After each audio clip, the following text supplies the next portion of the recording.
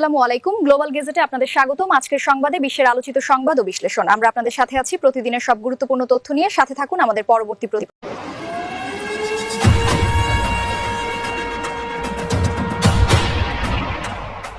পারস্য উপসাগরের প্রবেশমুখ হরমুজ প্রণালীতে মার্কিন নৌবাহিনীর 2টি গাইডেড মিসাইল ডেস্ট্রয়ার প্রবেশের চেষ্টা করলে পাল্টা পদক্ষেপ হিসেবে জাহাজগুলোর দিকে মিসাইল তাক করে ইরানি বিপ্লবী গার্ড বাহিনী আইআরজিসি, যা দেখে লেজ গুটিয়ে ওই স্থান থেকে পালিয়েছে মার্কিন জাহাজগুলো।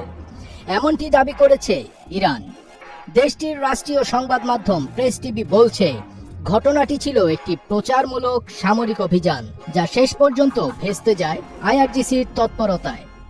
ইরানের রাষ্ট্রীয় সংবাদ মাধ্যম প্রেস টিভির দাবি, ইউএসএস মাইকেল মার্ফি ও ইউএসএস ফ্র্যাঙ্ক ই পিটারসন নামের 2টি আর্লেবার্গ শ্রেণীর ডেস্ট্রয়ার পারস্য উপসাগরের মুখে পৌঁছানোর পরই ইরানের উপকূলীয় প্রতিরক্ষা ব্যবস্থা সক্রিয় হয়ে যায়।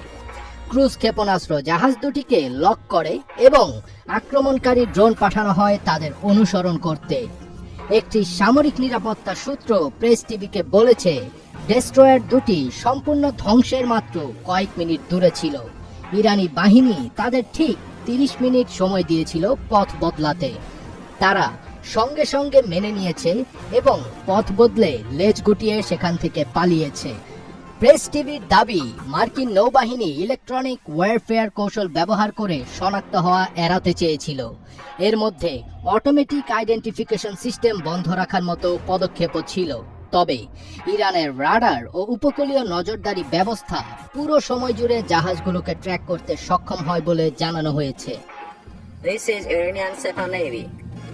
If you see any warship in your vicinity, keep a distance more than 10 miles from them because I'm ready to open fire on them without any warning. সূত্রটি বলেছে, হরমুজ প্রণালীতে আইআরজিসি নৌবাহিনীর পূর্ণ নজরদারি আছে। ওখানে গোপনে অভিযান চালানোর চেষ্টা শুধু নিষ্ফলই নয়, বিপজ্জনকভাবে উস্কানিমূলকও। আইআরজিসি মার্কিন ডেস্ট্রয়ারের পিছু হটার একটি ভিডিও প্রকাশ করেছে। This is Sepa Navy. Last morning.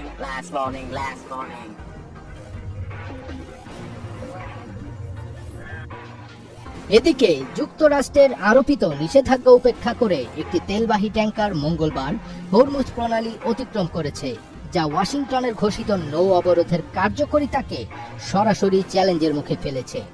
এলএসিজির shipping তথ্যের বরাতে রয়টার্স জানিয়েছে, ব্রিচ স্টাডি নামের ওই ট্যাঙ্কারটি চীনের মালিকানাধীন এবং এতে চীনা ক্রু অবস্থান করছিল।